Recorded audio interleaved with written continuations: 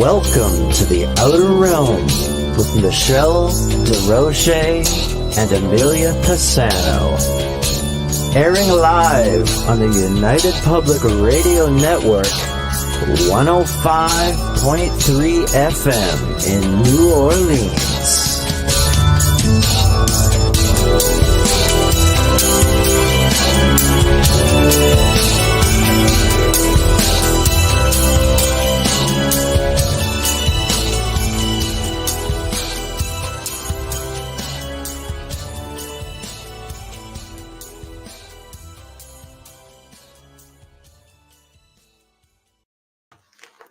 Good evening, everyone. Welcome to the Wednesday night segment of The Outer Realm. We are broadcasting live on the United Public Radio Network, UFO Paranormal Radio Network, 105.3 from the Gulf Coast, 107.7 FM from New Orleans.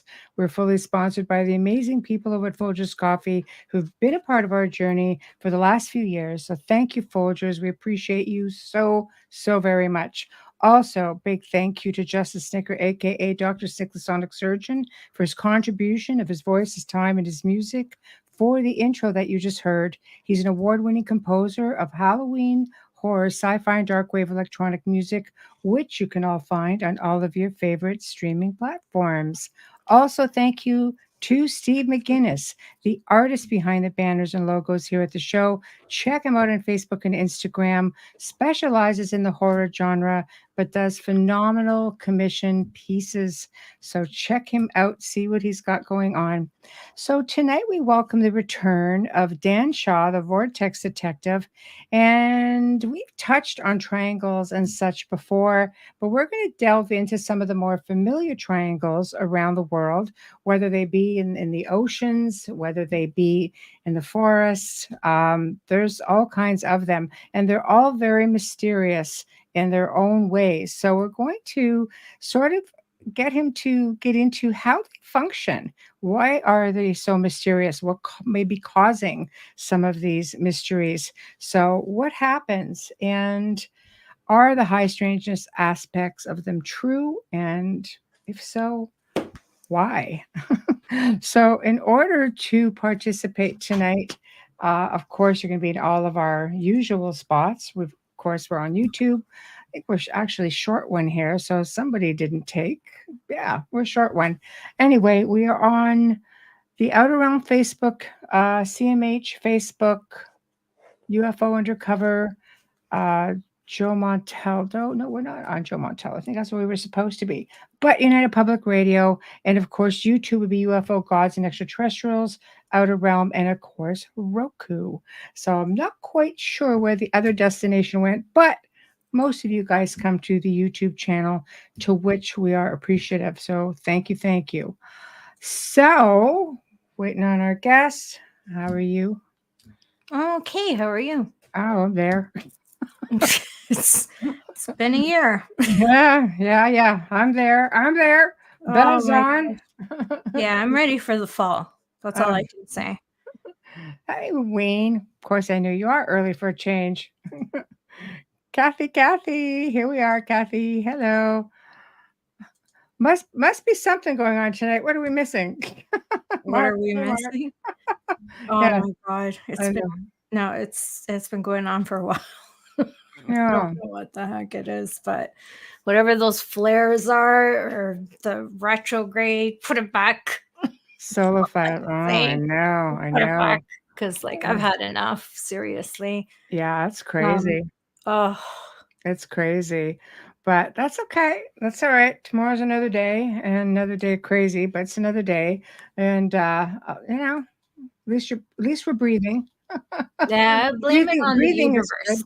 I blame it on the universe rather than my clumsiness or yeah. No, I gotta blame watch it on that rather than thinking I can do 600 things in one day. But universe fights back. Yeah. Universe fights back for sure. Blue moon shenanigans. I'm with Kathy. Blue moon. I never thought about that. I think that was last night. I think we're just getting remnants of the whole cycle and such, so for real. Good times. Good times. My gosh. But I haven't been following that at all. So I try not to. I got enough issues. No, I just feel like it's almost like news. If I follow it, then I put it in my head and I manifest it. And so I try to. Manifestation can be fun. It's got its place. But with that being said, our guest of honor is here. Oh, great. Hello. Hi, Dan. How are you? Hi, doing great. Doing great. Are we on the air? We are live. Hello, everybody. We are live. Make sure get all the bugs out of everything. Do the intro. Make sure if we go down, it's not going to be with our guest of honor sitting in front of Definitely. us. I know. So, how are you, Dan? Oh, I'm doing great, but I haven't turned off the kettle. There's a little background noise. I need to maybe turn off the air conditioning or something. Oh, okay. Do you want me to mute you for you to do that, or do you want me to just pop you back into the green room for a second? Pop me into the green room. I'll be right back. All right. All right. Well, there we go. He will be right back, getting rid of some background noise. It's good compared to what happened to us last week. So you all know that we've got, after last week's craziness, our special guest, Kevin Estrella, is booked to come back on September 4th. And it's going to be doing a whole other scenario because he's actually a bit concerned. We know he's heavily monitored, so he was a little bit concerned as to why everything was happening and how it's never happened before. So, of course, it could only happen on the Outer Realm. Just dandy, not the first time we've had it happen to guests of ours. But with that being said, we'll be glad to have him back on beginning of next month. So are you ready, Dan? All right, here we go. Okay, we're good. All right, thanks for having me on the show. Oh, it's a pleasure. Hello, nice to meet you, Amelia. Nice to meet you. I believe I missed you last time. I'm sorry about that, but I'm looking forward to tonight is seeing the Vortex Detective. How cool is that? You decide. I think it's cool. When I said how cool, I didn't mean yes or no. I meant like, how cool is that? Thank you.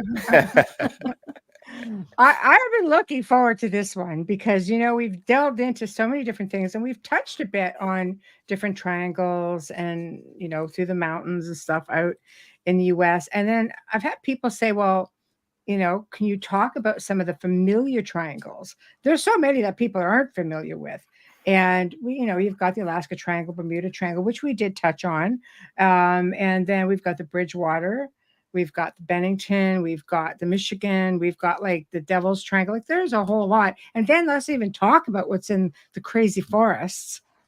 The crazy forests? The forests, like the Hoyabachu Forest. You've got yes, you've got, well, that's just one of them. You've got, I actually just found one today that I did not know about. And I don't know how did I not know about this, which was the, let me get it up, the Slovakian Bermuda Triangle. People go disappearing in this forest all the time. And I'm just like, what?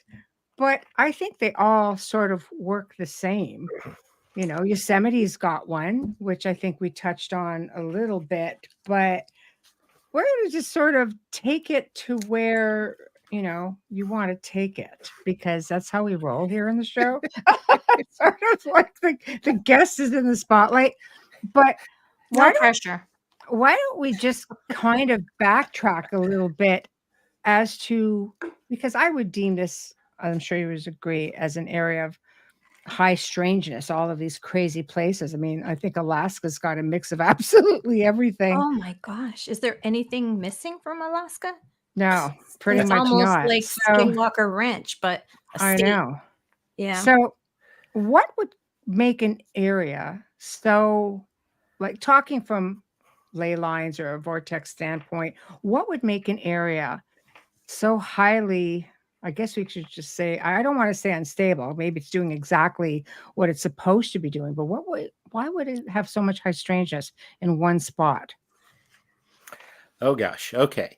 To my mind, as a vortex researcher, there's vortexes everywhere, right? Right, I'm sort right. of sure I made this point the first time. Yes, but for new people listening in. Sure. Of course, there's folks who And didn't hear the Amelia. first show, but And me, yes. why ask me about vortexes? What do I know? But I call myself the Vortex Detective. I've been studying vortexes for decades now, and by vortexes, I just mean paranormal places or places that make us feel something. And to my mind, those places are everywhere. So, sure, there are places where you have more paranormal experiences than others, and of course, those are the places that I'm interested in, and doing my best to understand why that might be. So there are places like that everywhere. And as we touched on last time, I tend to veer in the geophysical direction. I have a degree in geography, and so I could better understand a little bit about geophysics and a little bit about geography, better understand and explain about these places. And so I start with electromagnetism, basically, but then I move on from there to other more subtle forces like consciousness and magic. So I don't pretend to have all the answers, but one of the reasons that a place would exhibit a lot of paranormal phenomena might be kind of extremely dynamic or turbulent electromagnetic field. It's something we don't visually see, something that we might not be aware that we're sensing. But we do have magnetite in every cell of our brain, and greater amounts of magnetite in our sinuses. So like birds and bees and fish, we have a mechanism to have a magnetic sense. So these electromagnetic fields can affect our physiology, the way our cells behave, and the way we think. And so that can lead to, let's say, expanded consciousness. So that's one way that we might be having paranormal experiences. But of course, the other way is that there's some kinds of creatures or beings or entities or consciousness coming through what I think of as being like a tear in the veil between dimensions, because there really is no separation between dimensions. We're living in a shamanic reality. And so it's more surprising, really, that when the beings don't come through, on some level, we're living in this shamanic reality where the veil between dimensions is thin. So to my mind, these places are highly interesting, and what is it that causes them? And that's why you're here. That's why I'm here. I know. So if you want to think of the Bermuda Triangle, that's like a nice poster child of these triangles. It's the first one. It was popularized by this fellow Charles Berlitz, who wrote the book, coined the term. He was famous for his language books. And since then, pretty much anybody with a paranormal place has kind of glommed onto the word triangle. And I haven't put too much credence into, other researchers who are just claiming triangles, unless these triangles kind of pass muster, pass my sniff test. And to do that, they have to meet a certain criteria. They're going to be a certain kind of triangle. They're going to be kind of anchored as in the landscape, in energetic spots in the landscape, mountains or large bodies of water. And it's going to be an equilateral triangle, for example. There may be other kinds of triangles. There certainly are isosceles triangles and such, but if I find a single triangle, that's not really convincing for me. I love the geometry of it. It's very convincing on a map when you see these exquisite equilateral triangles on the map. Very convincing. But one triangle isn't the most convincing thing, because you can draw triangles anywhere. However, it does turn out that when I look into the Bridgewater Triangle, I do find that it does. My friend and fellow researcher Peter Champeau does identify it as one point on a much larger pattern and complex overlay of patterns. So it's actually, whether or not it's a triangle in itself that Lauren has identified as he identified it correctly, blah, blah, blah, maybe not. I've never met the man. I haven't been there. I don't doubt him that it's an area, or that it's an area of high strangeness, or that people have Bigfoot. I don't doubt any of that. But in terms of this particular spot, it does seem to have this geometric relationship to other spots, West Point, and there's a number of other spots on the circle, and not only it's one point of an equilateral triangle, and when you draw a circle around that equilateral triangle, you do end up there's points that form a six-pointed star. So it's a very convincing pattern when you look at that, and that I get from Peter Champeau's work with earth rings. He wrote a book called Ley Lines and Earth Rings of America, and he's got a program, or rather a data set, you can drop into Google Earth. And I explain more about that at my website, which is vortexmaps.com. And if people want to follow up with me, I'll certainly answer all emails when people email me at energy@vortexmaps.com. I'll put the website up for you. Ask me anything. I'll answer every email. And not only that, I'll send out a free ebook to download, an ebook to download free for people There we go. who inquire. So, Right. I so love Bridgewater Triangle, I found pretty convincing when I looked into it. Okay. Well, you Other did. confirmations. Do you want me to put the picture up that you sent me right now? Oh, can you? Yeah, sure. Do Yes, that. I can. Of course. Because Yes. I can't keep all these places in my head. There There's you so go. many Okay. patterns going All right. on. Wow. I couldn't separate the picture, unfortunately. So It's just sure, all it's together. there's a little bit last minute here. There's a lot of things going on there, but what you see Right. is Like all in here. there's a series of concentric yellow circles. Yes. There at the center, you can see there's Peace Village up at the top. Right. There's a number of ley lines going through all overlaying. Right. But in particular, you have Bridgewater down in the southeast as being one point. You can think of it as one point on that six-pointed star. Right. And why the point at if that's not really the six-pointed star is actually aligned very beautifully, kind of north to south is what it is. It's got 2 points down instead of one when you look at it, but that's it's an exquisite kind of a pattern. And if I probably have to flip over to a different screen here really to see it properly, let me do that. Okay. But want me to just remove this is that's fine. So so that's just one pattern, but you can see implied many other earth rings or vast circles of points that Peter Champeau's identified.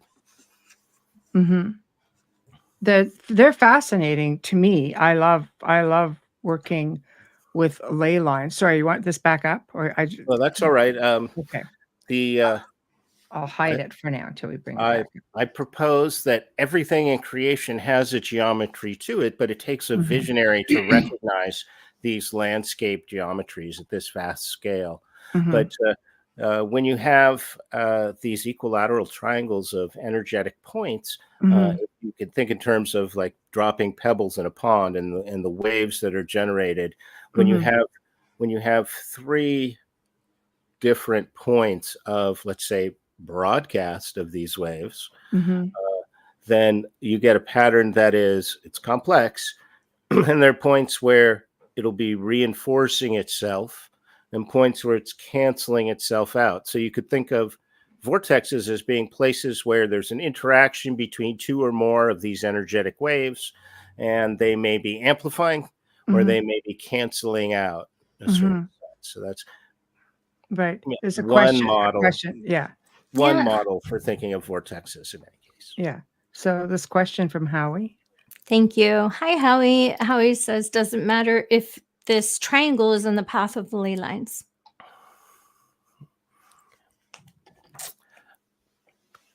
Let me take a run at that from a slightly different direction, see if I can frame that a little different, more usefully, hopefully.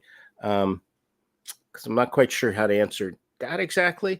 Let's think of the planet itself, the whole planet, as being wrapped in these vast circles like the equator. And these are the let's say, fundamental frequencies of the Earth. So when you have a model where there's these great circles around the Earth, you can call those ley lines, and they there's a number of different models. They're geometric models, and some are based on the icosahedron, the dodecahedron, the other platonic solids. So when you wrap a sphere like that, you end up with a bunch of different triangles. So on a global scale, you have triangles. So these ley lines are they're forming the triangles. If you're thinking in terms of essentially these great circles, that's one way to think of it. Yeah, and then at a when you zoom in to a different scale, closer to the Earth, you'll see many other patterns overlapping. And so you'll see triangles, you'll see, as we just saw, 6-pointed stars, 5-pointed, 7-pointed. So they're not all triangles. They can crisscross a point to six-sided or pointed. You know, pointed like my head right now. Just kind of, you know what I mean? We see it as triangles if we think in 2 dimensions, but 2 dimensions. These things aren't really like pencil lines on a map. They're really like undulating lines that are expanding and contracting and responding to our presence and influence. So, I don't know if that answers the question that Howie asked. Howie, so do they go? Yeah, chime in, Howie. He's just he's going. Does it matter if the triangle is in the path of ley lines? Yeah. So are they crossing? Yeah. Are they? I guess crossing overlay lines.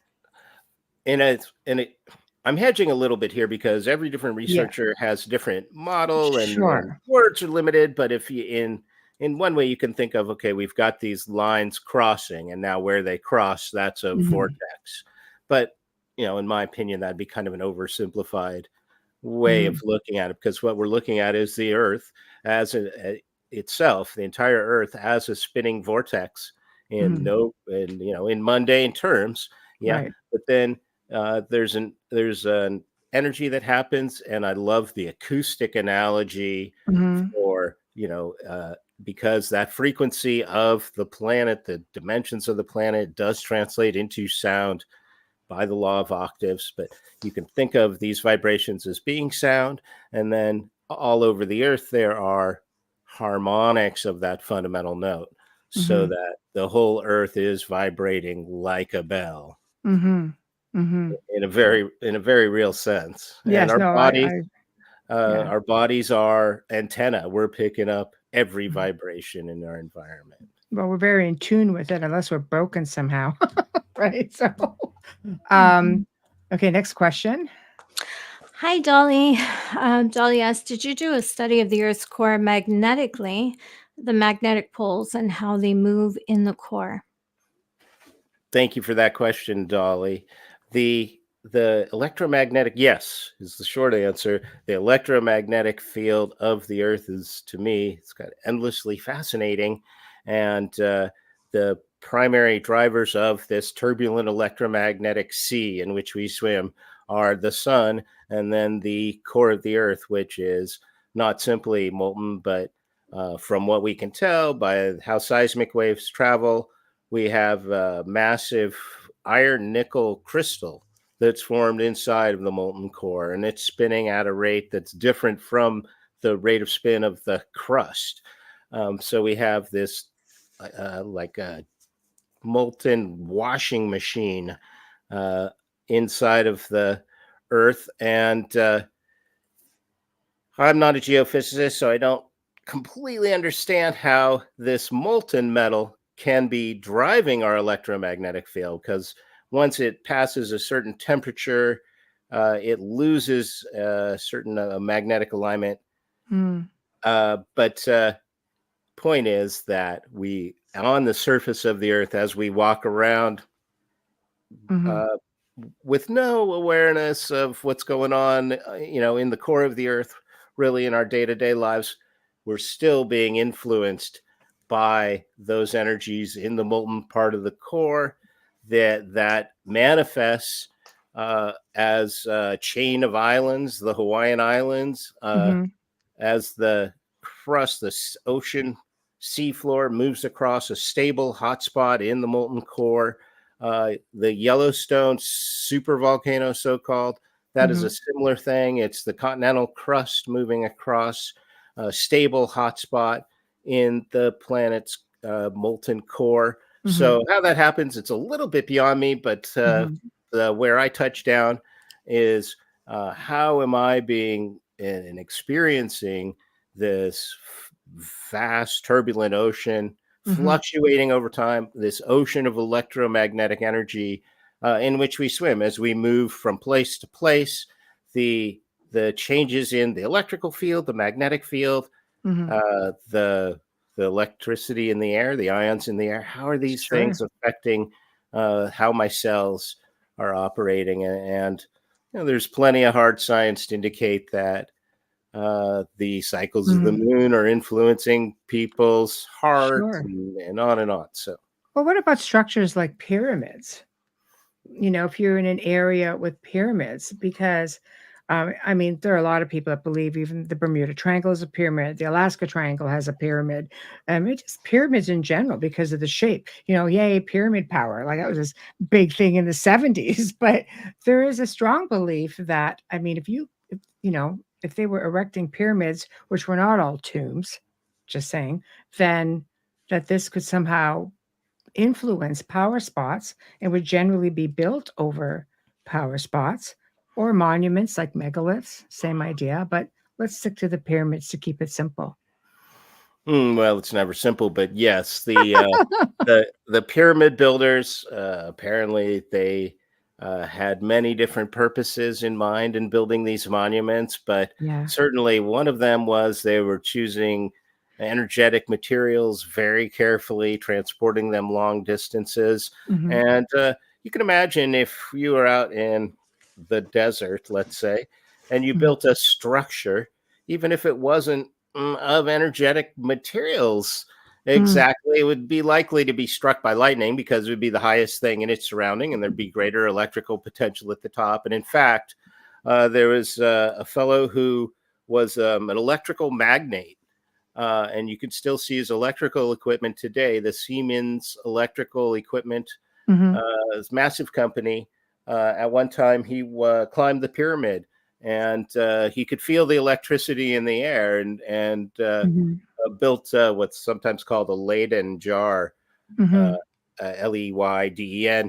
It's something of a coincidence because it's named after a city named Leyden, but you can build it's essentially, I think it's a capacitor is what it is, so that you've got a jar, it's got a metallic non-conductive insulator, etc. And he was able to prove that there is electricity in the air at the top of the pyramid, and so that's partly just due to the elevational change, but all these energetic materials, so we kind of go on and on. But the point is that the builders of these ancient monuments, whether it was Stonehenge or Serpent Mound or whatever it is, evidently well aware of how to work with these earth energies. I'm sorry.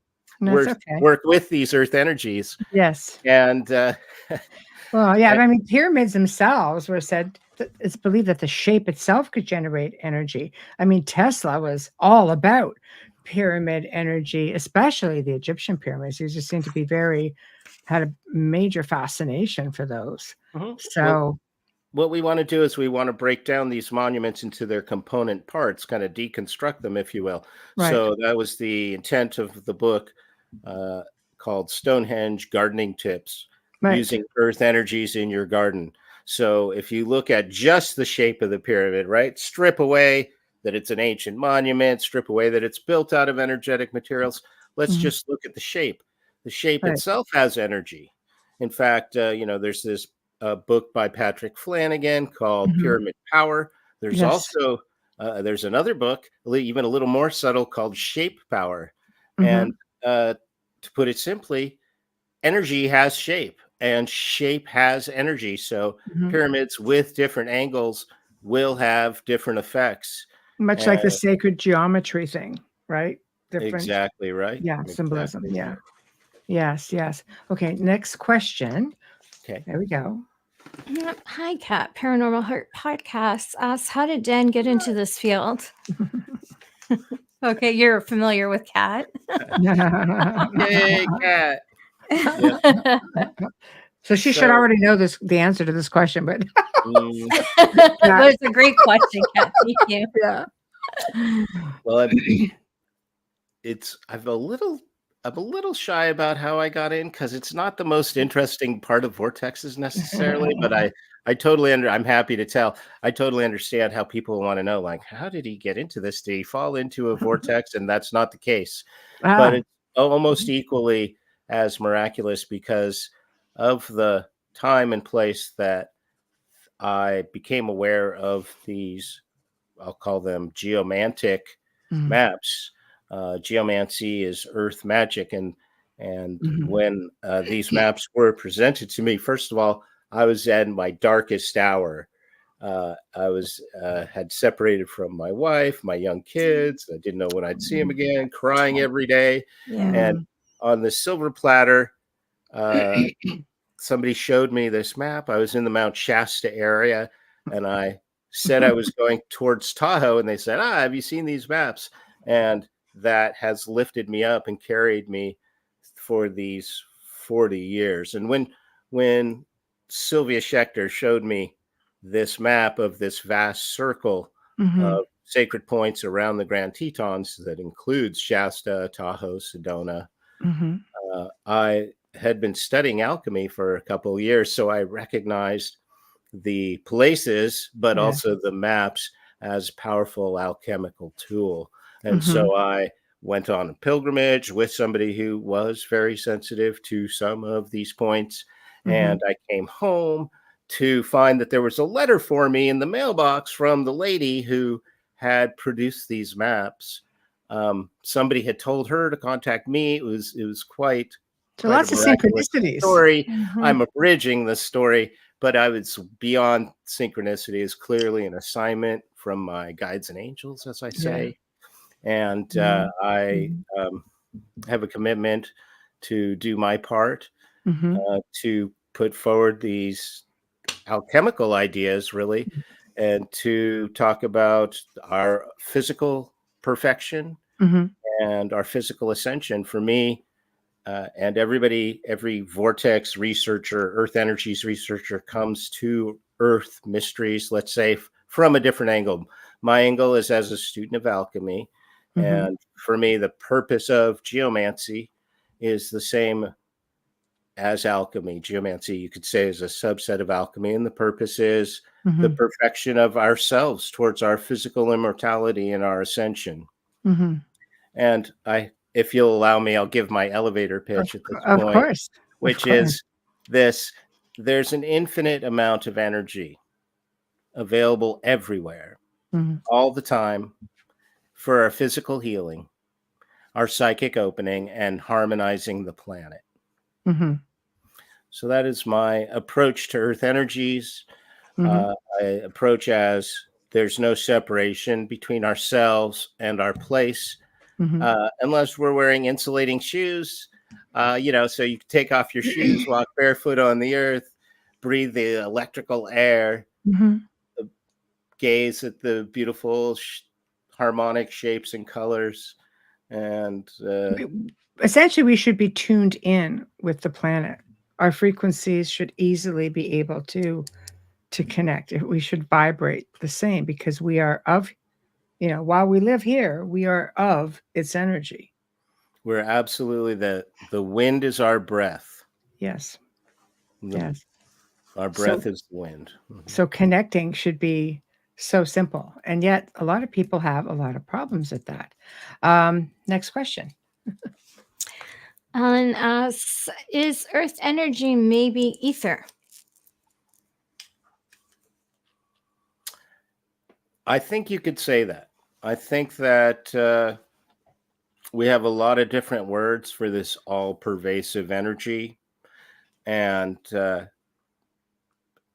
I think that's a very good avenue to travel down in your earth energy research. If you're studying the ether and you can apply that, I believe that you can you can usefully apply that to the study of Earth energies. Yes. Mm-hmm. Okay, perfect. Next question is, let me take this one up. There we go. Mesh asks, can you do other countries like Australia? With Earth energy, ley lines, much, I guess, like what you did with the Bridgewater map. Sure. Yes. There's a global system that we think of, and a number of different models for that. The best known one is this one that was popularized by Bill Becker and Beth Higgins as the Earth star globe, but the planetary grid. Most people are familiar with this model that's two nested platonic solids, the icosahedron, the dodecahedron. So that does take in the whole Earth. And while there's this point that is the Bermuda Triangle is one of these icosahedron points, the Devil's Sea, so-called Devil's Sea in Japan. It's in the vicinity of the other point.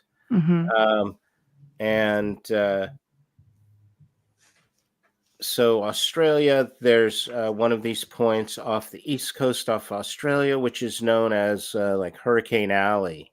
And there are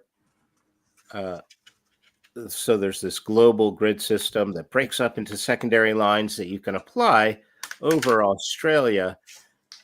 And I have a student who's in Australia now. I'm learning a lot from him. He's been a student of Maria Wheatley, the dowser. Oh, she's great. Wow. And the indigenous people there he's studied with. I've got a friend in Australia, so we're corresponding. And I'm just learning about the so-called song lines in Australia, and trying to understand if there is a correspondence, what that might be with this other system. That was so cute. I love that song lines. So why do you think in all of these power spots, these triangles, no matter where they are in the world, why do you have so many different levels of high strangeness? Let's just use Alaska for, because Bermuda's just been overdone. We can talk about it if you'd like, but it's a good start. It's a good start. We probably kind of should start with the Bermuda Triangle in a way, because again, my approach is very geophysical. So if you begin to look at what are all the geophysical forces going on in the Bermuda Triangle, you've got a lot going on there. Wherever you have this, you've got ocean and then you have land. You've set up a kind of an electrical differential. Let's say you've got a different kind of pattern, electromagnetic pattern going on over the ocean than you do over the land. And then you've got that interface where these two things are overlapping, let's say. Bermuda Triangle, you've got the sea floor plate, this tectonic plate that seems to be bulging in the middle. And it's been a few years since I did this research, but from what I understand, there's the mechanism or reason why that tectonic plate would be bulging in that way is not well understood. But when you have tectonic plates that are under pressure, you have the potential to generate electricity, in fact, because, and we must have mentioned last time, quartz crystal is piezoelectric. In other words, under pressure, it creates an electrical potential. And not only that, but there are other causes for electrical currents in the earth. So as we mentioned, I recall we talked about the oceanic tides and how those create these daily or diurnal pressures on the on the continental plates, and so you get a kind of a waveform of electricity in the earth. So Bermuda Triangle, you've got all the electrical things that are going on in the atmosphere above the breaking sea, the waves of the sea. You've got a highly electrical kind of layer of like sea foam kind of, and then you have government bases. there, military bases and communications bases, Andros Island. And then it turns out that there's even these minute sea creatures, like single cell sea creatures, that have died off in such vast quantities that you can measure their magnetism. So there's just dozens and dozens of things contributing to the electromagnetic field in the Bermuda Triangle. So there's good reason, really, for it to be kind of the poster child. Now, if you want to switch over to the Alaska Triangle, you've got, kind of similar but different things going on there, because we're going to look at, there was a part of what popularized the Alaska Triangle was a television show called Devil's Triangle, Alaska. That was on the History Channel. And I had the good fortune to be on that show and to put in my 2 cents. And that was largely consisted of my saying that people disappear for all kinds of reasons, but they're not all being eaten by bears. But on that show, I also demonstrated a device called the Golden Vortex, which is a little pendant-sized device, which actually creates a visual effect of a shrink and grow, which is just hard to explain or understand. But this is the device that I demonstrated on the History Channel. It's usually got at least one magnet in it, not to give away the whole secret there. But my co-author, Nick Nelson, invented this Golden Vortex device. The host of the show did a demonstration, McKinley and Buddy, where they actually shrunk when they changed places. I've seen the episode. Yes, right. It's been seen millions of times, but not everybody's seen it. But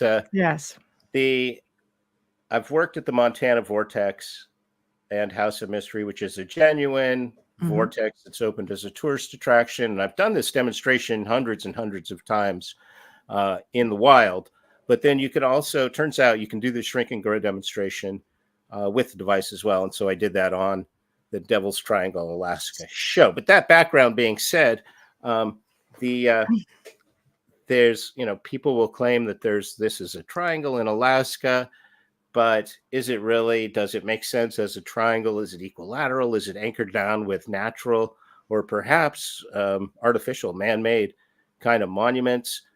And I think that there is a real Alaska Triangle. Nick Nelson drew me a map, so I have a map of what I think of as being the real one, not the one that was popularized on the show. But meanwhile, Alaska has all kinds of the same kind of electromagnetic things going on. I had a chance to meet with Nick Begich when I was in Anchorage, and his father was mysteriously disappeared, in an aircraft and on a certain flight path through these mountains and such. And when you look at those mountains, you can kind of imagine, in a sense, that they're like two electrodes, and there's this electrical current running between these two peaks. And part of the vortex effect certainly is ourselves moving into an electrical field, being electrical ourselves, and being perhaps like one end of a lightning, two ends of a lightning strike. Right. Do you ever wonder? I mean, I wonder this. You wouldn't, because you probably already know the answer to this. No one talks about Bermuda anymore, and nothing has happened there in such a long time that hasn't been reported, at least. That feels right. There's so much going on in the field. It's so hard to keep up with what's going on in the field exactly. But I hear from people on a nearly daily basis, people just like us who have had some kind of paranormal experience, and they're hoping I can shed some light on it. And generally, that consists of my looking at the place and trying to assess, were there place-related causes for this paranormal phenomena? So admittedly, I've taken kind of a very narrow slice of paranormal research.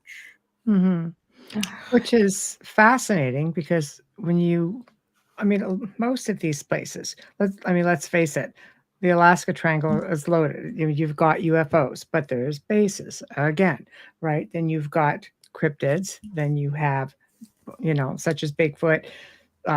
Something's in the water. We know that. They focused on that. There's a lot of folklore there as well. There's a lot of people, like you say, that just drop off, and some of it not natural. And we've touched on that. So, what is it about these areas? Because Bridgewater, if I go back to the Bridgewater, they've had sightings there going back to 1760 with things going on, and thinking that's pretty intense. That's way back, and that's like one of the first documented sightings. So probably going back to different you know things, such as they thought it was a weather balloon, back 1908. That was another one. Mhm, Two mhm. two undertakers. Did you get that story? I thought it was hysterical. I But haven't. Mhm. oh, really? Okay. Well, basically, what it says, sightings here go back to 1760. It's been reported. Okay. Ball of fire Mhm. seems to be the big one that comes down. I mean, they wouldn't have known per se what to call it back then, right? But it is said to be a big UFO area. In 1908, a couple of undertakers traveling by carriage reported a flying object that they put off as an unusually strong lantern. I especially love that one. I know. So, but I mean, it's, communications of the time, but it's also very popular for disappearances, including sightings of cryptids, such as Bigfoot and thunderbirds, like huge flying animals. Of Native American have spoken about that. Mutilations, which, I mean, that can go on and on. That happens pretty much everywhere that has government bases or military bases and UFOs mixed together. So when you look at that, it seems to be the same sort of MO for most of these locations. Or you have structures like the Michigan Triangle, which has a Stonehenge in it, right? It does. Wow. Well, that was a multi-layered question there, but Well, it's not a question. It's pretty much just an observation coming back to why so many different levels of high strangeness in these places. okay. Well, I'm put in mind of David Paulides with his missing 411 maps, and it's, I think, a very valid method of research to plot, let's say, disappearances, for example, or maybe it's cryptid sightings, and to see if there are clusters. I mean, that would be paranormal geography, right? Yes. That makes sense. Mhm. And the missing 411 information does seem to show that there's this concentrations, clusters in, let's say, like national parks, for one. And so if we're considering the possibility that there are, let's say, nefarious organizations that are disappearing people, which we don't have to presume that, because we know that human trafficking is a thing and that people are disappearing people. So, right. Bless all those people. But may justice be served. So that would make sense that if those kinds of disappearances, right? Those aren't exactly unexplainable. No, Right. exactly. But they would make sense if those were in clusters, let's say. Yeah. But that's, we're not talking about paranormal there. Right. But And the if we're, cluster may not necessarily be a triangle. I think there's energy clusters, right? Everywhere. They don't right, have the to be per triangle, se in a triangle. the triangle is a little bit of there's a little bit of a language barrier that we need to say it's a triangle because it's a paranormal place, because the Right. original Bermuda Triangle was a paranormal Right. place. And So it's that's not necessarily. shorthand for this is a Yeah. paranormal place. But is it really a triangle? Right. I'm going to be real tight-fisted with what I verify as Yes. the real triangle. It's got to Yes. have these confirmation Criteria. geometries Yes. all around. But Right. you find Can't other be a things. circle. Oh yeah, you do. You find circles Oh, for sure. But here I what was you trying find, to make like a funny. I Okay. know, but So no. it really, wow. So you can Yeah, have circles because you always hear triangles. So I'm thinking it's well, just that. a couple of things. So first of all, we think that these vortexes are actually spherical. Mhm. I'm going to qualify that in one model, right? Because they could be toroidal as well. But as a Okay. sphere, if you draw it on the ground, it's going to look like a circle, right? Cross section of a vortex on the ground, circle. If you have a triangle of points, you can inscribe that circle around that, Mm. and you'll often find that confirmation triangle, Right. boom, the other way, the mirror image. Mhm. So that's nice to see. Sometimes you'll find circles where they're enlarging by, let's say, phi ratio, or doubling, or overlapping in just the right way to form a vesica Pisces. And that's Mm. also, highly convincing in Mhm. terms of, there's going to be some interesting energy at this point. That makes Mhm. sense why I'm so attracted to circles then. I am Pisces, but I am and the funny thing is I will draw like seriously. Just Oh, wow. doodle. Yeah. So that's really weird. Okay. Not Far weird. I mean, it is fitting with everything that we talk about. fitting. Adrian Sobin. Nice to see you. It's been a while. Vortexes seem to be used for travel or communication. Would this suggest they are created versus naturally occurring?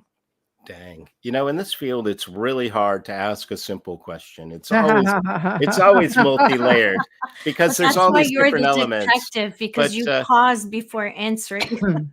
hmm, so vortexes do seem to be used for travel and for communication.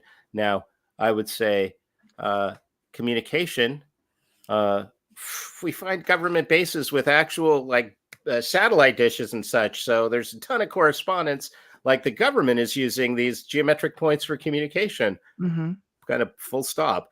Uh, Also, these places tend to enhance our psychic abilities. So these are great places for, let's say, astral travel or telepathy. Yeah, that kind of communication and travel. And Oh.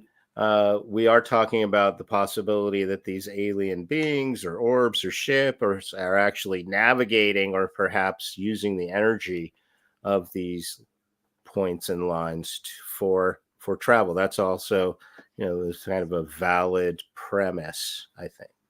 Mm. Yeah. That's So are interesting. they created or they're naturally occurring? I would say both, because there's definitely, we are, again, this churning ocean of electromagnetism that's primarily driven by our sun, also the molten inner core of the earth, and all these features on the surface and in the atmosphere. There's all that going on Mhm. naturally, but also we're natural as well. But we Mhm. come into the mix there and we start moving stuff around, moving the rocks around, or building shapes, and or with our consciousness, intention, and ceremony, we can spin up these vortexes or Mhm. spin them what I might call the wrong way. Right. But yeah, I mean, because there are people out there who, I mean, ancient knowledge of even creating portals.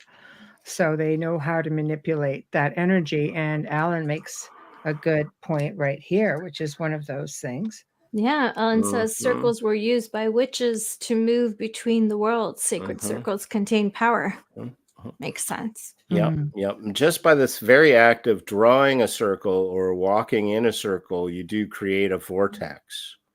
Uh-oh. And Yes. Yes. And I'll tell you a story as soon as you're done. Oh boy. I'm done. Let's hear that story. Okay. Time slips. I personally know I've had two stories said to me Mm-hmm. where both of them were kids. Yep. Okay, exact same idea. Running around the house one way, all of a sudden, Oh yeah. their parents can't find them. The child hears the parents. They hear everything going on, and he's confused. They're confused because two different stories, same idea, and they're like, "What's going on? Where's my family?" Like missing time, but not. No, So no. then they run the other way, and then they're back in their time, and then the people in the house are like, "Where were you? Been gone for hours." Yes, I was about to say earlier, I was about to say I hear from people on an almost daily Right, basis, just like you and me, right. with these similar same stories about time slips or whatever it might be. And Mhm. no ulterior motive for telling me. Their only motive really to tell someone who won't think they're crazy, perhaps. Right. Right. But absolutely, we're stirring up a vortex by our very movements and intentions as well. So I have to say that these people who Mhm. had the presence of mind to run in the opposite direction, that seems like a real good strategy, because I think that it's highly likely that very often, if there is an interdimensional gateway, that's going to be a one-way trip. Oh my I goodness. see, which brings me to a story that I recently told, of some sort of a time shift of a woman who, I mean, maybe you can explain this one. She went to bed. She woke up wearing different pajamas within her space, looked a little bit different. She was engaged to a man for 7 years. This man ceased to exist where she was. She went to work. Her job just looked like it was in a different building, but looked the same inside. And she actually has a reward out for anybody who can get her back. She just woke up that way. It's almost like the movie Family Man. Thoughts? That's crazy. Dad's like, I got nothing. I don't know. No. Couple of things. We're living in a shamanic reality. Right. That's full stop. I think we've drawn the line in a little bit different, in the wrong place, really. It's like, can I explain that this person, like I fully can believe that this person woke up in a different timeline. Mhm. I've had some shamanic experiences of my own, Okay. enough to where it's hard for me to disbelieve anybody. Right. I mean, you're telling me a story, but as far as I'm concerned, it could be someone's real lived experience. Again, Yeah. I hear from people on a daily basis nearly who they're telling me some same thing.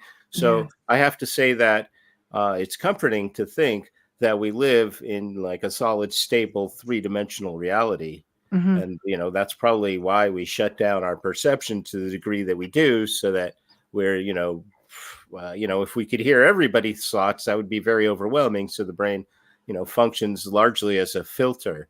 Mhm. And we're trying to, deprogram and reprogram ourselves, hopefully, so that we have, a more expanded consciousness. But to Mhm. my mind, there's all these multiple timelines going on simultaneously. Mhm. And so that there's no separation between us, the three of us. There's no separation Right. between us right now, even despite all appearances. Right. There's no separation between us. So Right. we're talking about places that enhance the paranormal, but we're thinking everywhere. There's no place that is, you can't step out of the vortex.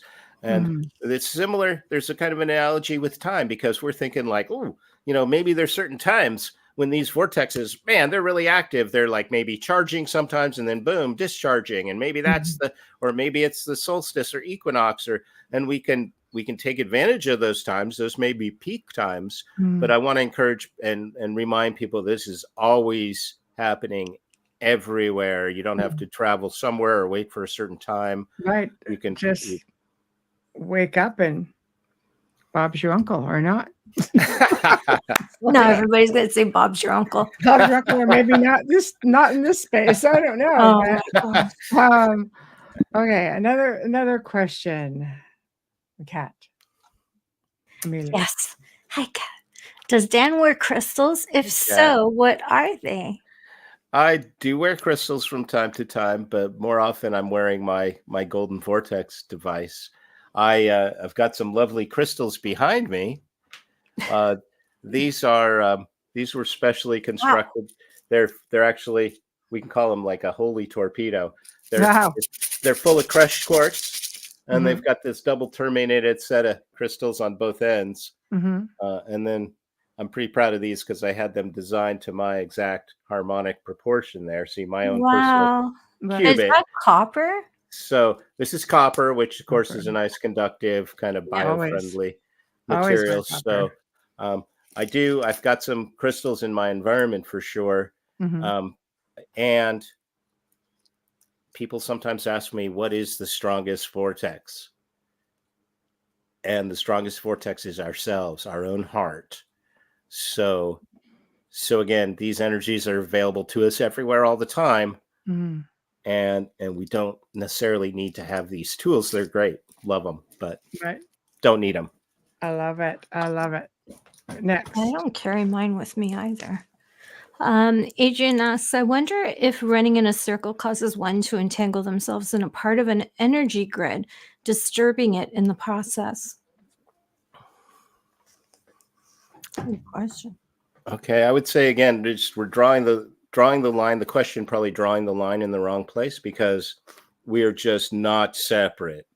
Our human energy field fully unified with the surrounding planetary energy field. So we're more than just entangled. We're actually unified with it. So not only are we being influenced by the energy field, but it's again more than a reciprocal relationship. As much as we are being influenced, also the earth is being influenced by us.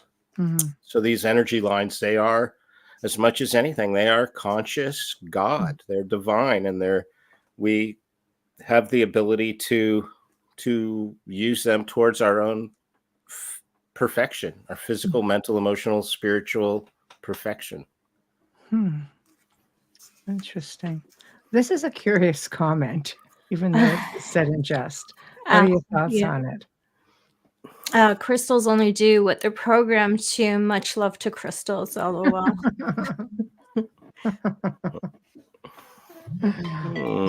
Oh, I apologize for that. That's okay. I would think energy, yeah, you can program it. Well, I would say that, like us, crystals are our antenna, and they're vibrating at a very precise frequency. The more precise, the more pure the quartz. Yeah. So like this quartz crystal is going to vibrate at the exact same frequency as this quartz crystal. If they're both, let's say, pure, don't have any impurities, same frequency, they're going to vibrate. So it's going to, these quartz crystals, when he says program, that sounds kind of airy-fairy, but in reality, you can play music, or you can sing to your quartz crystals, mm-hmm. and that's going to program them. That's going to leave an imprint of that sound on that crystal, just the same as it would water and stone. We give our loving intentions to mm-hmm. the water. We give mm-hmm. our loving intentions to the stone, the earth, the crystals, mm-hmm. and we can harmonize mm-hmm. the planet in that way. And the crystals, I wouldn't say the crystals only do what they're programmed to do, because again, they are mm-hmm. as much conscious God as we are, and they have their own karma, dharma, and ascension path, I think. Mm-hmm. I would agree. And I think that, stone will have, it has like a memory. I believe they all have a memory. I think, there have been scientists who have experimented with putting recorders in old temples, especially round ones. Mm-hmm. And that were made of stone, cathedrals and so on. And they've actually picked up sounds of chanting and people who have been there before, almost like a residual that holds within the echoes of the stone. Dang. Well, I love that idea. I would think that the ancient monuments were built with such a fine attention to harmonic proportion, particularly, let's say, in India, but around the world, mm-hmm. Such fine attention to harmonic proportion that, and the frequencies of the mantras that were being recited were going to be resonant with, in harmony with the building. So that building is going to absorb very effectively, to absorb and hold the memories of that acoustic sound. And if you've ever had the experience, and I have to say, I've had the experience of feeling energies that had been left behind in the rocks of a place. Mm-hmm. Mm-hmm. And if you've ever had the experience of picking up like an intuition or a memory from a thing, mm-hmm. That's called psychometry. And Mhm. that's pretty much proof. If you have that experience, that's proof positive that things do hold memory. Absolutely. You'll I find can that sorry. no, go ahead. No, I was gonna say you'll find that in mausoleums as well if you're intuitive. Mm. You'll hear a lot of voices. You can hear sometimes the actual last day, like when they're, the entombment and who was there, and you can pick up on those conversations as well. Are you familiar with the sea organ in Croatia? I'm sorry, the what in Croatia? Sea organ. No, but it's this, unless we're talking about a musical instrument that's installed on the shoreline to make sounds from the ocean. Is that what we're talking about? Yeah, but it's stone. We have that in the States as well. They call the singing stones, and they Mhm. have different octaves on them when you hit them. So And when the Okay, in the those are mountain. when the water hits it, it naturally comes out of the stone. There's nothing in place there but it's stone not and sea. man-made. Not man-made. No, it is. I think it is carved, but not the way that, not that something's put in place there to create the noise. It's the stone creating the noise.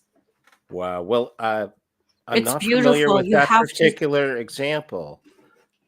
No, but this is not an unfamiliar phenomenon because those stones that seem to resonate like a musical instrument, and this is Mhm. right aligned, great segue actually from what we were just talking about, crystals. Yes, because um, we do find examples of what we call ringing rocks or Mhm. Right. lithophone Mhm. stone phones. Mhm. And like Michael Tellinger down in South Africa, he's found like sets of stones that, and there's like a state park in the US where, it's kind of famous for these stones where you can play them just like a musical instrument. You just can't Mhm. believe how resonant acoustic these stones are. And Mhm. that's, I have seen that in a number of different places, and The I'm US has not one, sure. but they're natural. For Mhm. sure. Yeah, oh, you just Yeah. Google ringing Y rocks and Yes, but yes. does seem to be some evidence of, let's say, ancient or prehistoric civilizations Mhm. were aware of this phenomena. Well, nowadays, they have the singing bowls made out of quartz and things like that, Yeah. and you can get different there are different, frequencies and such for Mhm, healing, Yeah. mhm. etcetera. Sound Okay, bowls. okay, I'm gonna put this back up. This was Wayne's comment. I'm just gonna back us up one quick minute to a comment that Dan made. No Sure. problem. Hi, Wayne. Wayne says, I've always found it inserting when I look upon old religion paintings where Jesus and Mary are depicted pointing to a flaming heart on their chest. Is that where the power is? Not in your heart, in your In head. your head. Sorry.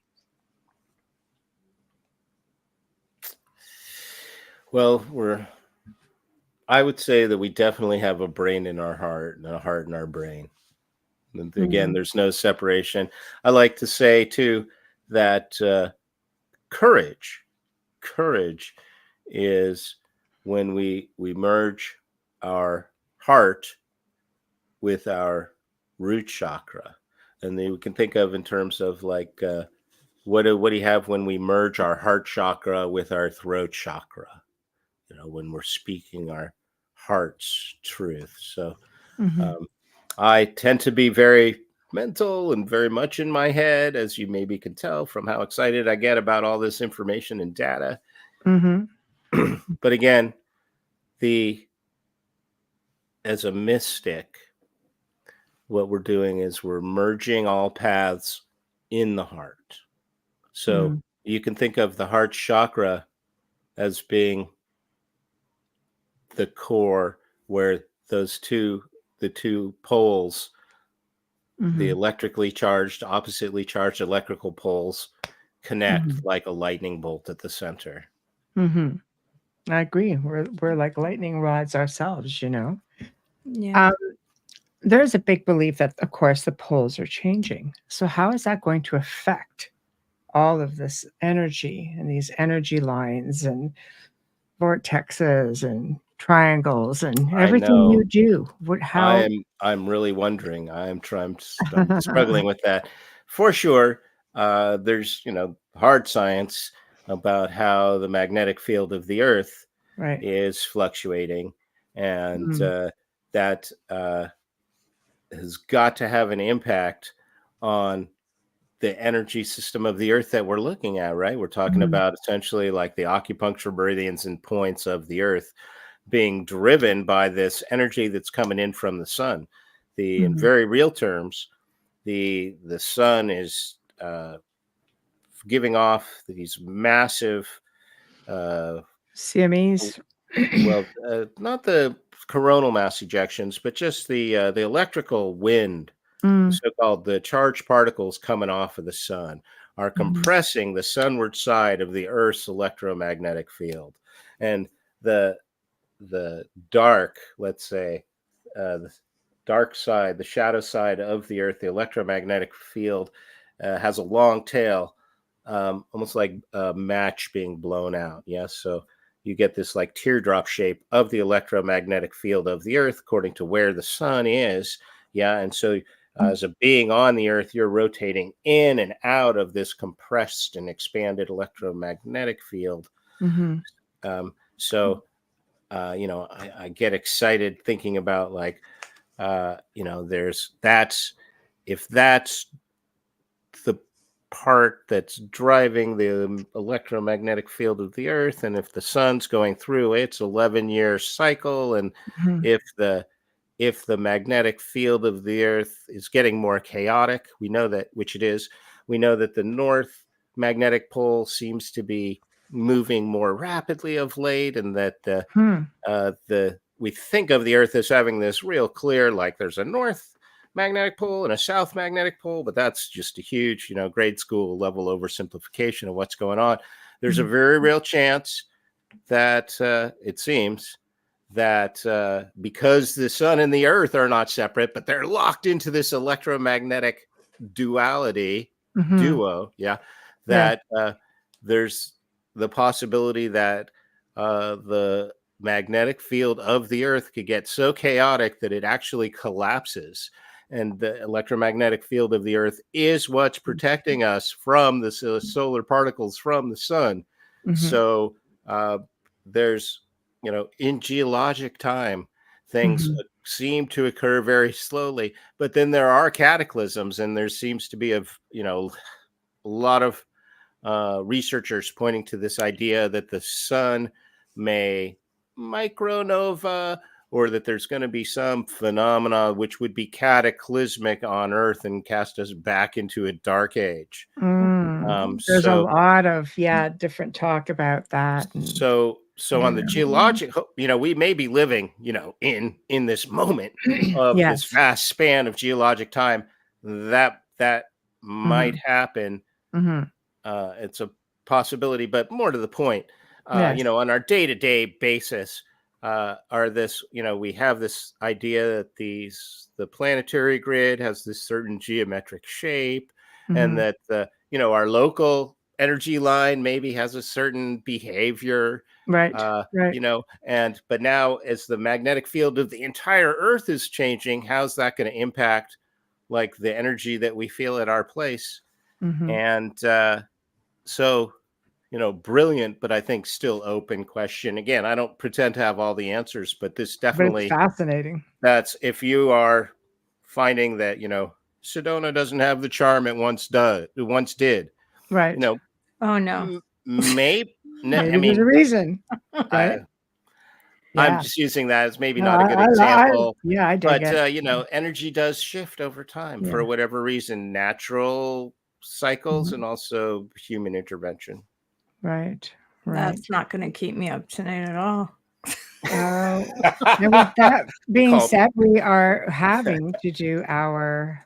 Yes, I just got to lower this light for a second. And definitely, yes, I saw Dolly in there already drinking her Folgers coffee. Thanks to your sponsor. Yeah, she was in like Folgers. So she was probably sipping away during the show, which is great. You are listening to The Outer Realm with Michelle Desrochers and Amelia Pisano, coming to you live from the beautiful city of New Orleans on 107.7 FM radio, as well as on the Gulf Coast on 105.3 FM radio. We are live on the Roku channel and archived as well. Our special returning guest, who's quickly becoming a friend, is Dan Shaw tonight. He is the Vortex Detective. And if you're just tuning in, don't worry. You can stream our archives on any platform you normally use. Search United Public Radio and then The Outer Realm to find us. Remember to click like and subscribe. Add us to your playlist so that you never miss an episode.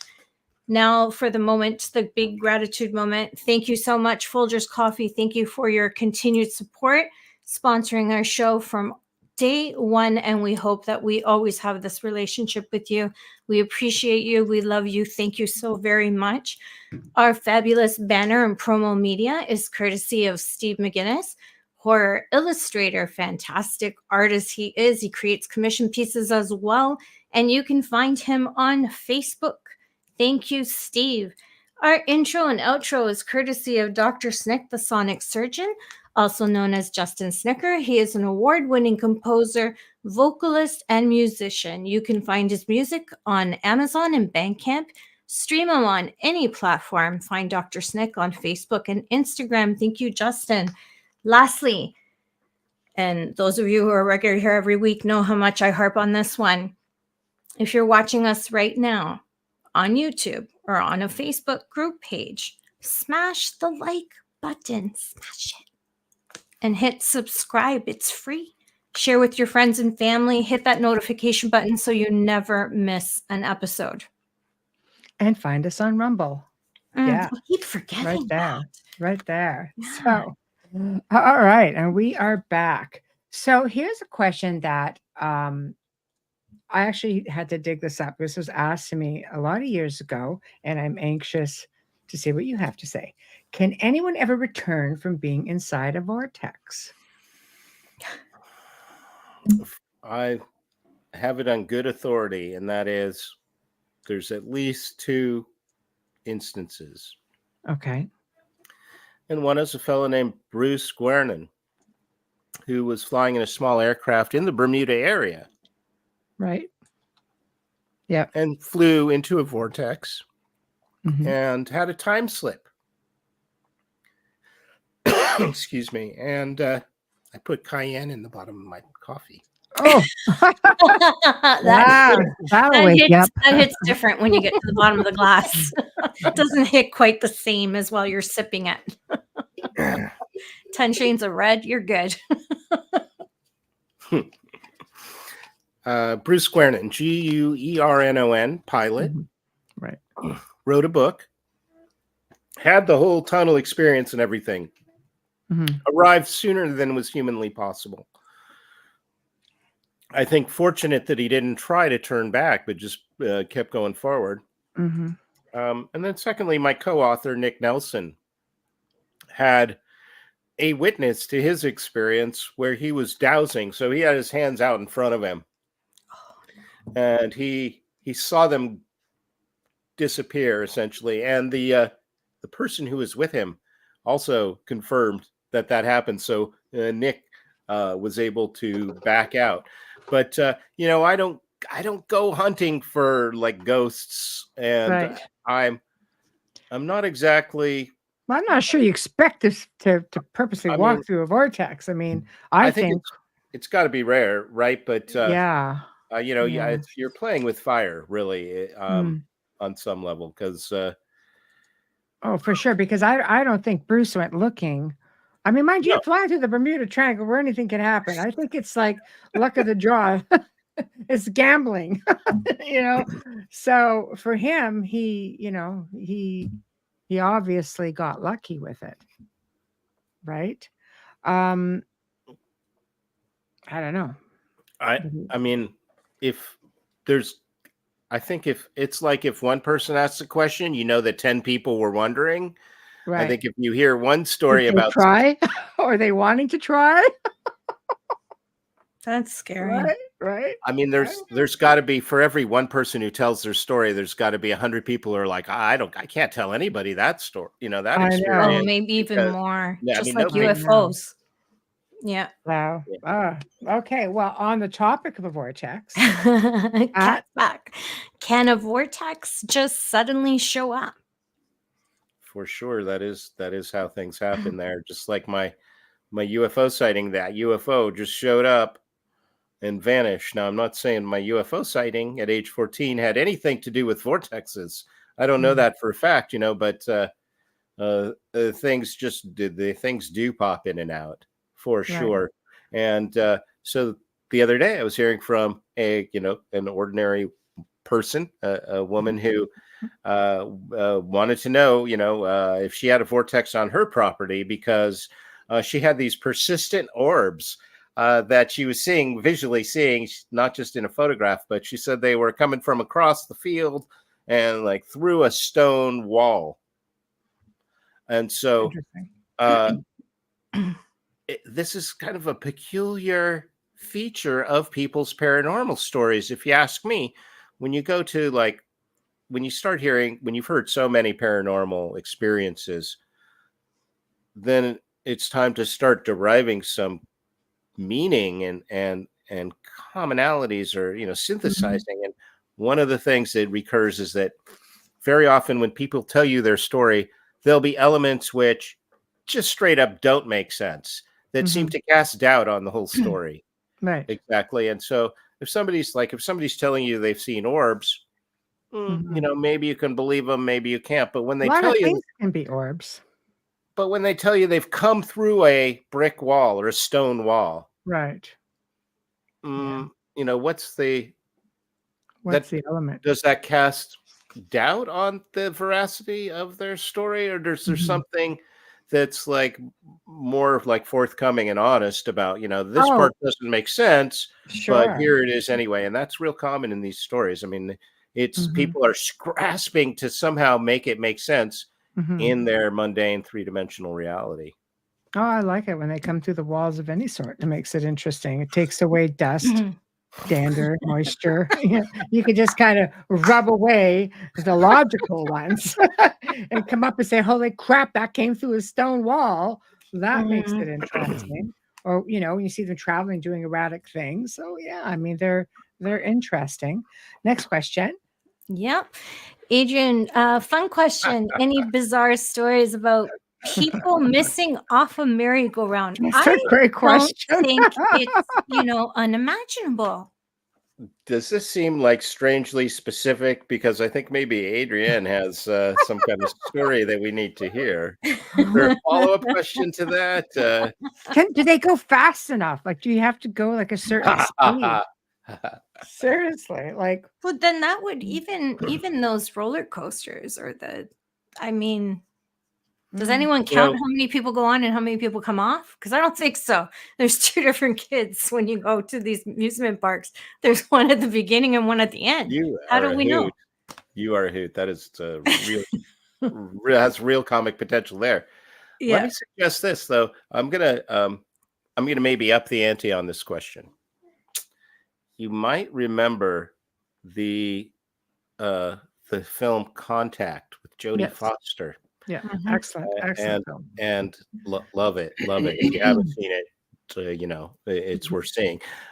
There's a device in that the aliens give instructions for humans to build a device, and that device is all these counter-rotating rings. Yeah, and Carl Sagan was probably pretty thoughtful about this, but there I think is a grain of truth in that that if you're not just spinning, but actually producing some kind of energy in, let's say, counter-rotating rings or spheres, something like that, then that's a potential way to generate these kind of turbulent vortex energy fields. And we actually have a little firsthand experience of that from this fellow I might have mentioned last time, Dr. Matthew Johnson, who is originally from Oregon, and had a Bigfoot experience around the Oregon Caves National Monument, Mm-hmm. and actually had a compatriot who had built a Tesla device, so-called.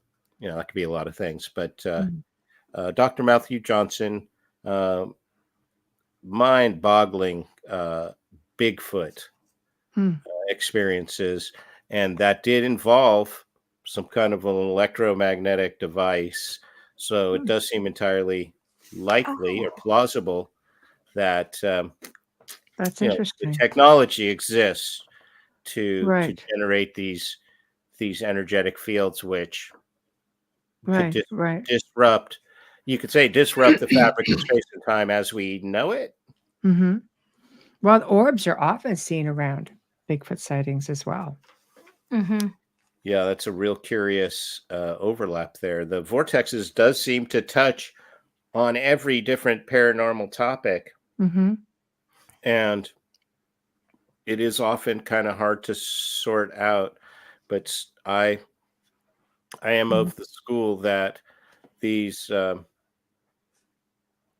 orbs, or there's at least some orbs, are potentially intelligent and interacting with us, and that it's entirely possible that they are some kind of, almost, there's some people will be familiar with this idea of the Merkaba being Yes. a kind of light body for astral travel.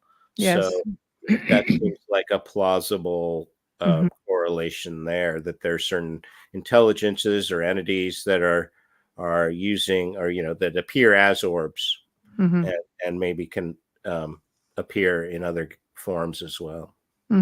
I would agree. Alan makes an interesting statement about the movie. Yeah, he says, I suspect the object in contact was a sacred circle in 3D. She moved between the worlds in that movie. That's true. Yeah, the Yeah. plot was that she was they built this device in order to enable travel to the extraterrestrial dimension. So I haven't seen that in forever. Now I want to watch it again. Yeah. It is fascinating when you think how dimensions are laid out just over layers, and how, research shows you go to all the ancient monuments in the world, and most of them are built on some kind of a power spot, which would be a ley line or a vortex or something along those lines, or they've created portals. And a lot of these stargates, when they have found remnants of what looked like it used to be a sphere or a circle and steps that you could walk up into, again, the circle with all of these symbols, like they seem to just know how to use it. Now it's almost as though, are we just conditioned to not recognize it, or have they just been hidden? Like many different reasons. Like the ancient people really were not discouraged per se from being on these spots. They gravitated to them. Now we have churches and cathedrals and everything that built over top of some of these temples, unless you've got places, throughout the world with pyramids, throughout South America, and a lot of these monoliths that are still standing and not built over top of. But let's face it, these things are everywhere. They just seem to know how to harness that. Whereas we're kind of like, what? We're going to see you in Montana just for a little bit of an experience. I love Montana. Montana's gorgeous. No, but you know what I mean? Like the ancients are like popping in and out, or they're harnessing this energy, and we're going to power spots to visit Dan just to say, what does that feel like? We want a little glimpse of it. I feel like Da Vinci did that. Disappeared for 2 weeks in that cave, came back even more brilliant than he already was. Well, you still have to answer this question. I have a question for you after this. Yeah, go ahead. Oh, okay. Yeah, I'm not sure where to go with that last comment, Michelle. Anywhere you want. It's your show. Yeah. No, I guess where I'm trying to go with it is that so many of these places, the ancients just seem automatically, without any sort of technology, they knew where these places were. Nowadays, I mean, unless you learn how to dowse, or unless you're really intuitive, or you just happen to end up at this power spot in Montana and you're standing like this, or you're watching something like a broom or a stick in midair, or on the floor like this, or like it has to be pretty obvious, or we have to be tuned in and aware. But the ancients all seem to know. Well, you may have made a reference there that people didn't recognize, so I'm just gonna go back and underline that. Okay. It is true that at some of these places which we experience as genuine vortexes, people do not seem to stand upright. They seem to be standing at an angle, and and so there is something to be said for sure about gravity and how we could understand gravity better, instead of thinking it as just something that pulls towards the center of the earth. We can think of it as something that pulls towards the center of mass. And I think I'm repeating myself. Your listeners to the last show would have heard me talk about how we have a lot of new Sure. Yeah. The center of mass of the earth changes throughout the day based on the tides and where the moon is. So it's important to again begin to have an awareness of these more subtle energies, the electromagnetic subtleties of the electromagnetic field, and also gravity. That gravity's not just pulling down, but it actually has this other horizontal component, depending if you're standing, let's say, at the Montana vortex, you're at the base of this great mountain, Columbia Mountain. And then there's this, it's not the Flatiron Range, but you should see this mountain range there by the Montana vortex. It's got like a iron flat face. So there's all these different components to the gravity field as well that are influencing your physiology and your psychology. You're going to feel different on a mountaintop than you would deep in a cave, where you've got a component of gravity above you that you wouldn't on the mountaintop. Okay. So that's that little slice of what you were saying there about people leaning, or actually you can take one of the demonstrations at these tourist attractions is that you take a straw broom and you can stand it up, and it'll seem to be leaning into the wind, leaning into the gravity field.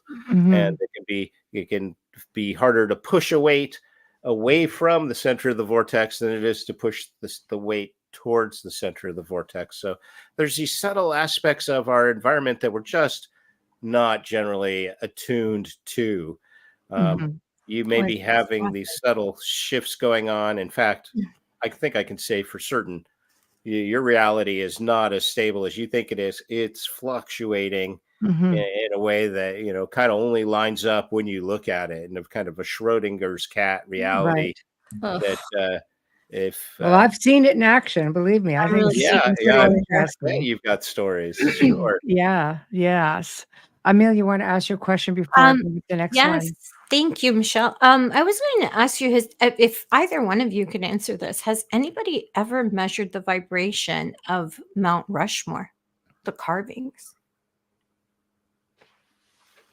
I sure can't answer that, but the question does kind of lead me in a certain direction. Do it. Go ahead. Go ahead. I've been to Mount Rushmore, actually, because not for Mount Rushmore itself, which to me is kind of an offense to the mountain. One of the first principles of earth magic is don't move the rocks. Those rocks are holding energy. I wouldn't carve into my own skin to get some valuable minerals, so it turns out that there's one of these tourist attractions at the Tetons. It's no longer open. It's defunct now, but there was a spot called the Tetons Mystery. And I was able to peer over the gate, because I went on a cross-country trip to visit all of these things. And so I was there, took a couple snapshots to see if I could sense the energy. But for sure, there's a genuine kind of electromagnetic anomaly there at not right at the base of the Mount Tetons, but practically within sight of the Tetons. There's this little spot called Tetons Mystery. It's no longer open. So that's the two generally the two things I'm put in mind of when you talk about Mount Rushmore. I never thought of it until right now because it was when we are just talking, speaking about stone and everything and how it vibrates and it just and we understand and know the history, like Michelle was speaking of cathedrals and how they're placed in a certain space and then how it resonates and it records. Well, Mount Rushmore is placed in a certain space and they carved at it. And how did they know that they could go that deep? There's so many. I have a million questions with that. Well, I'm sure you can Google that. It was tricky for sure. I just have a school child's knowledge of Mount Rushmore, but I have zero. I'm Canadian, so I have zero I knowledge. mean, it's challenging to find rock that'll stand up to that kind of treatment, and they did have a couple false starts there where they, came across a fracture and they couldn't continue, and they had to kind of readjust. So They're trial and doing it error. now with Crazy Horse as well. Like there's a big one going up. I want to make just a quick comment. Hi, Bill. Thank you for joining us. We are on 7 different chat platforms at the moment. So Wow. it looks like everybody is in YouTube tonight on the Outer Realm, but we can still see your comments, and we thank you for being here. And we're really glad that you find it entertaining. So thank you. So this question here, Adrian, just says, because we're slowly coming up to the top of the hour. Yep. Thought maybe Whirling Dervish were onto something. Can people create their own piezoelectric energy by spinning? Whew. I'm not sure I would go so far to Adrian's say just like bending piezoelectric. your brain tonight, isn't she? Do you give classes on pausing before you speak? Because I could really benefit from that. I don't fit that narrative at all. But anyways, Ooh, I love that you pause. That's amazing. Thank you. It Thank shows you. how much more intelligent you are than I'm not sure, anyways. but the Whirling Dervish, that is a brilliant example of the human vortex. Sure it is, and using the spinning to generate an expanded state of consciousness, and just about this far removed from using a labyrinth to do a similar same thing. And so, if I may just digress just to labyrinth for just a minute. If you picture like the classic Chartres Cathedral labyrinth or any of the variations on labyrinths, what you get is you get a place that has essentially it's a sigil drawn on it, like a magical symbol, right? Which you can walk. And I would encourage anybody at home to go get some like birdseed maybe or chalk and to build a labyrinth in your own place. It doesn't have to be monumental and permanent. It could be temporary. And as you walk this labyrinth, you're stimulating your inner ear. So it does help with balance, and it's stimulating your brain directly. And in a certain, if you ground this hypothetical labyrinth in a place, this place is going to have a certain electromagnetic energy. And so, for example, let's say, there's a gold mine over to the west. Right. I'm pointing. I don't know if I'm pointing west, Right. but Right. over to this side, there's a gold mine, let's say, or in mineral deposits of some kind. That's going to have, a different electromagnetic signature, different gravity signature. You can, Google gravity maps, magnetic maps of my area. See where these anomalous areas are. They're everywhere. As you walk your labyrinth, you walk in towards the center and then back out, or whatever the pattern is. You are not only are you setting up a vortex, you're also balancing your brain hemispheres because you are exposing yourself to the energies in a complete circuit, in a complete circle. You're exposing all sides of your brain and body to these subtle energy fields. So setting up a labyrinth is a great way to set up your own energy vortex, and then to continue to strengthen that vortex by spiraling through. Yeah, which could be frightening because you might spiral yourself into a whole other dimension. We're not trying to scare people, but we Like are a being ballerina. way too rational about this. We should be screaming, careful, everybody. I know. Well, That's what I I'm just mean. I'm thinking of a school track when you're running in Pisano. Like when you're saying that, I'm like, no wonder I hated running around in that track. It was Those so boring. ballerinas that go like this, Oh, ballerinas Pirouette. could spin themselves right. And in a few horror films, they've spun Just themselves saying. right through the bottom floor. Yeah. Just saying. Oh, that's You funny. know, it's kind. Oh my gosh. It's I'll kind of ask my wiggy. daughter because she's done that for years. I'll ask So her. Do you I ever don't feel like know. you lost time when you were doing that? I know. Give me those toe shoes. I want to try it. It's a crazy thing, but Yeah. So Dan, as we are coming up to the top of the hour, tell us Yeah. what do you have coming up? Give us your websites. Promote. Sure. Well, first of all, thank you to Folgers, and thank you to you too. Thank Thanks to you. our listeners. Thank you. I like to think that I'm a new paradigm thinker, a new paradigm business. And so I'm giving away everything as freely as I can. And I don't think of myself as, oh, I'm the teacher, you're the student. I think my experience is that you people listening, you are how I do Vortex research out in the field. You know more about your place than I do. So I love to hear from you. I will answer every email. My email address is energy, ENERGY, at vortexmaps.com. When you email me, I'll respond by sending you a link to download an ebook for free, one of my Vortex ebooks that I've written. And I'd love to hear from you. So I invite you to contact me. I have written a number of books on various aspects of vortexes. I'm offering a course, which is a comprehensive introduction to Earth magic. And I'm available to look at your place and assess, and if appropriate, make adjustments to the energy for you. Ooh. And so Very nice. Very nice. I look forward to hearing from you. Thanks so much for this opportunity. Oh, it's a pleasure. We have, of course, the websites are in the write-up and description of the show. I did put up one of your websites just here, and all of our streams will have it. So you guys could just go back to the beginning of the stream and you will find it. And get those books. Email Dan. He's the guy you want to speak to on this, the authority.